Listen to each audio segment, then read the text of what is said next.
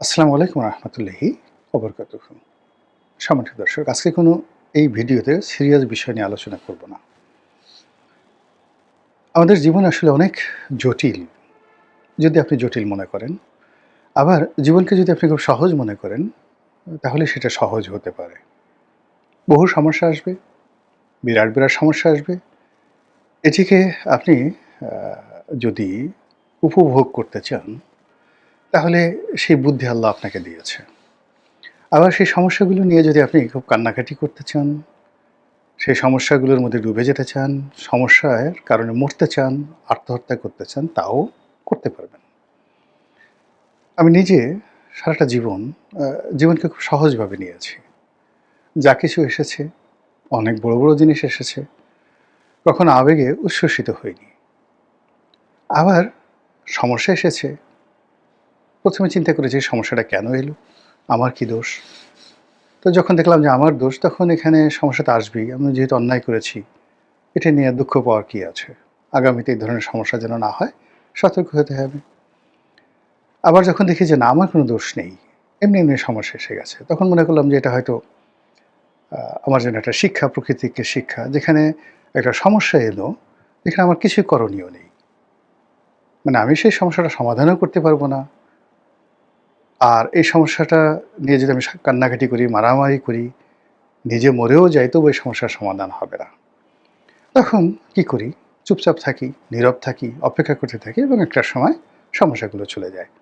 তো ওই যে শৈশব থেকে যখন আমার বোধ বুদ্ধি হলো, এরকম অসংখ্য সমস্যা আমার জীবনে এসেছে, অনেক সম্ভাবনা এসেছে। এখন প্রচুর আ টক শো করি। তারপর এই যে নিজে ভিডিও করি। সামাজিক মাধ্যম, সোশ্যাল মাধ্যম, ফেসবুকে যথেষ্ট সময় দেই।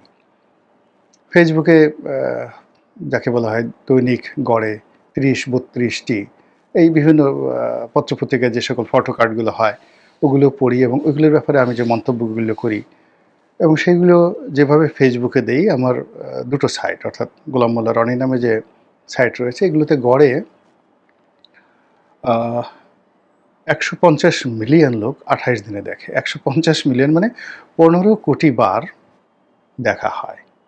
তাহলে একটা মানুষ কতবার দেখে ফেসবুক এই পেজগুলো? বোঝার চেষ্টা করুন। আবার এই যে ইউটিউব করি, এটাও গড়ে অন এভারেজে ধরেন আমার এই পেজেই, ইউটিউব চ্যানেলে অন এভারেজে ৭০ থেকে ৮০ লাখ লোক গড়ে প্রতি মাসে শুধু আমার এখানে দেখে। তো এর বাইরে অন্যান্য যারা আমার ফটো কার্ড ব্যবহার করেন, আমার এই ভিডিও ব্যবহার করেন, তো তাদের সংখ্যা গুণে শেষ করা যাবে না। আবার টেলিভিশনগুলোতে যে প্রতি মাসে প্রায় ৫০ থেকে ৬০ টি টক শো করি, ওইগুলো আবার ছোট, ছোট, ছোট, ছোট ক্লিপগুলো যখন ভাইরাল হয়ে যায়, একেকটা ক্লিপ আ সেই ২ কোটি, ২.৫ কোটি লোক এভাবে দেখে। তো এইরকম গত শুক্রবার আ একেবারে শেষের দিকে সময় টেলিভিশনে একটা টক শোতে ছিলাম এবং ওখানে একটি বক্তব্য, ৩ মিনিটের একটা বক্তব্য একেবারে রীতিমতো ভাইরাল হয়ে পড়েছে। এবং এখানে যাদেরকে বলেছি তারাও খুশি হয়েছে। আমজনতা যারা সাধারণ, তারাও খুশি হয়েছে। সবাই খুশি হয়েছে। তো আমার কাছে মনে হলো এই বিষয়টা নিয়ে আলোচনা করা দরকার। প্রশ্নটা ছিল যে এই সময়টিতে এনসিপি, আ তো যেটাকে অনেকে ঠাট্টা করে বলে ন্যাশনাল চিলড্রেন পার্টি, মানে শিশু কচিকাঁচাদের দল। তো এই এনসিপি যারা একসময় সমন্বয়ক ছিলেন, যারা একসময় বিপ্লবী ছিলেন, যারা ইউনূস সরকারের সবচেয়ে দাপটে আ ক্ষমতাধর লোক ছিলেন এবং গত ১৮ মাস বলতে গেলে তারাই দেশটিকে চালিয়েছেন। তো এই সংসদে তাদের অংশগ্রহণ খুব অল্প, ৬ জন বা ৭ জন তাদের প্রতিনিধি আছে। তারপর জামাতের সঙ্গে তাদের অ্যালাই হওয়ার পরে সবাই ধারণা করেছিল যে এরা শেষ হয়ে যাবে এবং এরা জামাতের বি টিম, সি টিম, এরা সবাই আসলে একসময় জামাত করতেন। এই ধরনের অভাব অভিযোগ কথাবার্তা বলা হচ্ছিল। তো ওই বিষয়টা নিয়ে আমাকে আসলে যখন প্রশ্ন করা হলো, আপনার মন্তব্য কি? আমি বিষয়টা এড়িয়ে যেতে চাইলাম। এড়িয়ে যেতে ছিলাম বিভিন্ন কারণে। ১ম কারণ হলো যে এনসিপিতে যারা আছেন তারা সবাই বয়সে আমার সন্তানের চাইতেও ৪-৫ বছরের ছোট। আমার বড় ছেলের চেয়ে ৪-৫ বছরের ছোট। আর আমি বিয়ে করেছি ৮৬ সনে, 1986 এ। তো সেটা যদি হতো, তাহলে যাকে বলা হয় আমার যদি ৮৭ সনে সন্তান হতো তাহলে তো মানে ওরা আসলে আমার নাতির বয়সী হয়ে যেত বলতে গেলে অনেকে। এনিওয়ে, তো এই কারণে আমি তাদের প্রতি স্নেহশীল। যাদের প্রতি আপনি স্নেহশীল থাকবেন তাদের সবকিছুই আপনি ওইভাবে মূল্যায়ন করবেন। দ্বিতীয়ত হলো যে আমি আসলে কৃতজ্ঞ। তাদের প্রতি কৃতজ্ঞ। এর কারণ হলো আমি একসময় আওয়ামী লীগ করতাম। আওয়ামী লীগের জমানাতে যখন আমি সংসদ সদস্য ছিলাম তখন আমাকে জেলে যেতে হয়েছে। তাই বুঝতে পারেন ব্যাপারটা, যে এমপি হিসেবে আওয়ামী লীগ জমানাতে একমাত্র এমপি আমি তখন জেলে গিয়েছি। কোনো দুর্নীতি নাই, কোনো অনিয়ম নাই, কিছু নাই। সেটা হলো সালমান এফ রহমানের সাংবাদিক, ইন্ডিপেন্ডেন্ট টেলিভিশন সাংবাদিক, তাদেরকে পিটিয়েছি এবং তাদেরকে মারার চেষ্টা করেছি, এই হলো অভিযোগ। এনিওয়ে, জেল ঠেল খেটে আসার পরে চুপচাপ থাকলাম। কিন্তু আওয়ামী লীগ আমাকে আসলে স্বস্তিতে থাকতে দেয়নি। টেলিভিশন করেছি, টক শো করেছি, কিন্তু আমার অভাব যেন কেউ বুঝতে না পারে, কষ্ট না পারতে পারে, কিন্তু হৃদয়ের যে রক্তক্ষরণ, আতঙ্ক আমাকে তাড়া করেছে। এরপর যখন আমি 2019 সনে 18 সন নির্বাচনে বিএনপি থেকে ইলেকশন করলাম, এরপরে আমার উপর যে জুলুম অত্যাচার এলো, অর্থনৈতিক, সামাজিক, মানসিক, আমাকে রীতিমতো আলু ভর্তা বানিয়ে ফেলেছে। তো আমি ওইগুলো এনজয় করেছি, সবগুলো মোকাবেলা করেছি এবং এখনও করে যাচ্ছি। নিজের অভাবের কথা কখনো বলতে পারি না। তো তার মধ্যে আমি সাধ্যমতো প্রতিবাদ করেছি, লিখেছি, বলেছি। কিন্তু ঠিক রাস্তায় নেমে এই ছেলেরা যেভাবে বুক পেতে দিয়েছে, যেভাবে সাহস দেখিয়েছে, ওটা আমার মরলেও হতো না, আগামীতেও হবে না। আমি এই যে কথা বলতে চাই এই পর্যন্তই। কথা বলার জন্য যদি কেউ আমাকে মারে, কেউ আমাকে জেলে নেয়, সেটা তাদের বিষয়, আমি কথা বলবো। কিন্তু যেটা নাহিদ করেছে, সার্জিস করেছে, কিংবা অন্যান্য যে সকল এনসিপি নেতৃবৃন্দ করেছেন রাস্তায় নেমে, ওটা আমি পারতাম না, ভবিষ্যতেও পারবো না। এজন্য আমি তাদের প্রতি কৃতজ্ঞ, ভীষণ রকম কৃতজ্ঞ। এবং তারা আজীবন যত অন্যায় করুক না কেন, সেটা আলাদা, সেটা না আমি সমালোচনা করব। কিন্তু তাদের এই যে কন্ট্রিবিউশন, এই কারণে আমি কোনোদিন তাদের সমালোচনা করতে চাই না, করবও না। তাদেরকে আমি সেভাবে স্নেহ করি।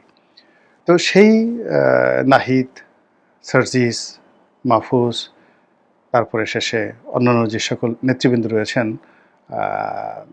সবচেয়ে যিনি এমপি হয়েছেন, একেবারে আমার এলাকার জামাই, স্ক্রিপ্ট ছাড়া তো পড়তেছি, এই মুহূর্তে নামটা মনে আসতেছে না, সবচেয়ে যাকে বলা হয় কুমিল্লা থেকে যিনি এমপি হয়েছেন, যা হোক। তো তাদের এই সাম্প্রতিক সময় তারা আবার আন্দোলনের ডাক দিচ্ছেন, সিটি কর্পোরেশন নির্বাচন করতে যাচ্ছেন। হাসনাত আবদুল্লাহ তারা চট্টগ্রাম সিটি কর্পোরেশনে ইলেকশন করতে চাচ্ছেন, ঢাকা সিটি কর্পোরেশন ইলেকশন করতে চাচ্ছেন, আন্দোলন গড়ে তুলতে চাচ্ছেন। 2036 সনে তারা ক্ষমতায় আসবেন, আর 7-8 বছর পরে। এই স্বপ্ন তারা দেখছেন। এটা নিয়ে যখন আমাকে প্রশ্ন করা হলো, তখন আমি বলেছিলাম প্রশ্ন যে আসলে আমি ওদের কোনো কিছু মিলাতে পারছি না।